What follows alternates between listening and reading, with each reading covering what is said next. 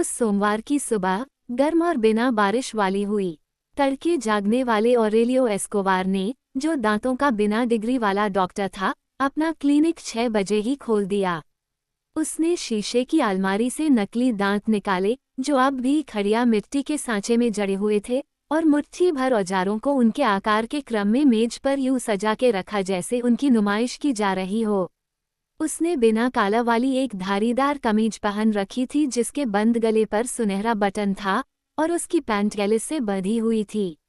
वो दुबला पतला सिकिया इंसान था जिसकी निगाह कभी कभार ही हालात के अनुरूप हो पाती थी, जैसा कि बहरे लोगों की निगाहों के मामले में होता है। औजारों को मेज पर व्यवस्थित करने के बाद वह ड्रिल को कुर्सी के पास खींच लाया और नकली दांतों को चमकाने बैठ गया। वह अपने काम के बारे में सोचता नहीं दिख रहा था, बल्कि ड्रिल को अपने पैरों से चलाते हुए, तब भी जबकि उसकी जरूरत नहीं होती थी, वह निरंतर काम किए जा रहा था।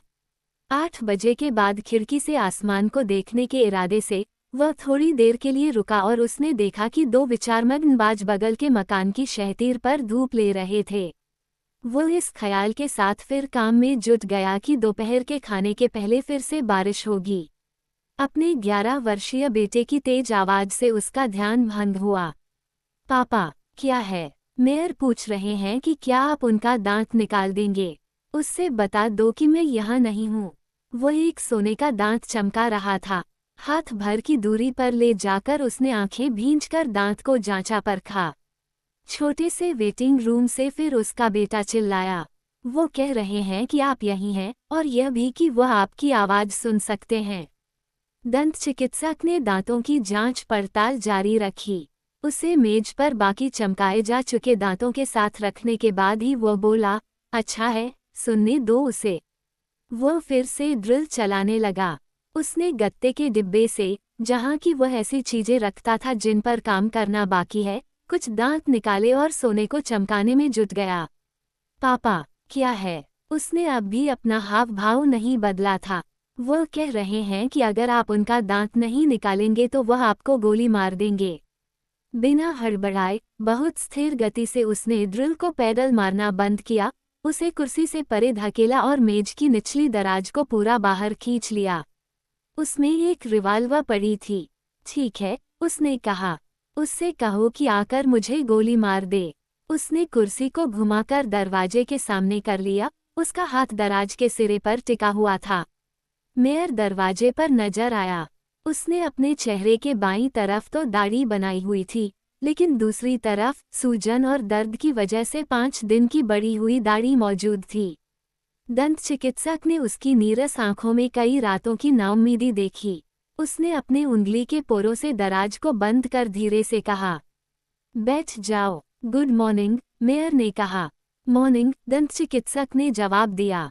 जब औजार उबल रहे थे, मेयर ने अपना सर कुर्सी के सिरहाने पर टिका दिया और कुछ बेहतर महसूस करने लगा। उसकी सांसें सर्द थीं। यह एक घटिया क्लिनिक थी, एक पुरानी लकड़ी की कुर्सी, पैर से चलने वाली एक ड्रिल, मिट्टी की शीशियों से भरी एक शीशे की अलमारी।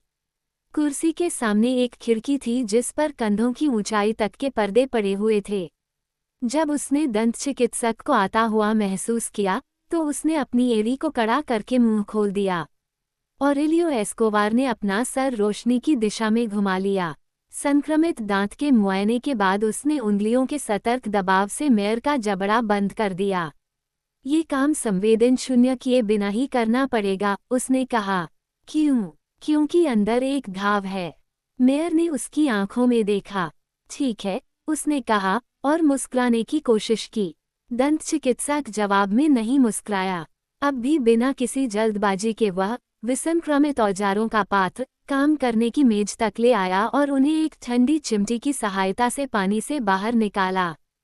फिर उसने पीकदान को जूते की नोक से धकेला और वाशबेसिन में हाथ धुलने के लिए गया। ये सब उसने मेयर की तरफ देखे बिना ही किया, लेकिन मेयर ने उस पर से अपनी नजरें नहीं हटाईं।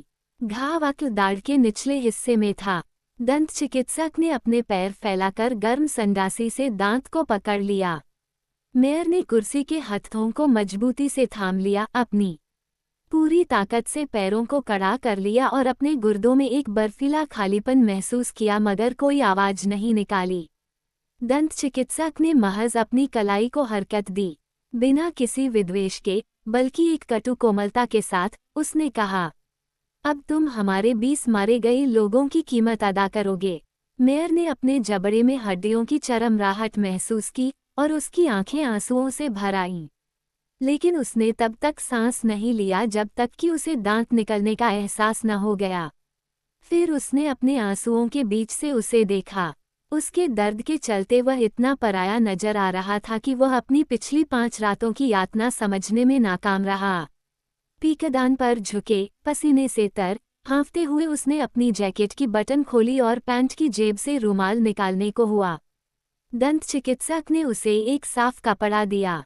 अपने आंसू पोंछ लो, उसने कहा। मेयर ने ऐसा ही किया।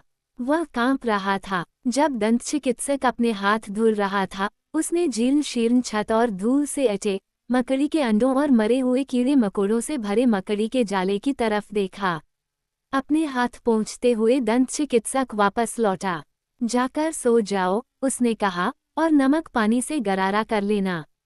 मेयर उठ खड़ा हुआ और एक अनौपचारिक फौजी सलामी के साथ विदा लेकर, जैकेट की बटन बंद किए बिना ही, अपने पैर फैलाते, दरवाजे की ओर बढ़ चला। बिल भेज देना, उसने कहा। तुम्हारे या शहर के नाम। मेयर ने उसकी तरफ नहीं देखा। उसने दरवाजा बंद कर दिया और पर्दे के पीछे से कहा, एक ही बात है।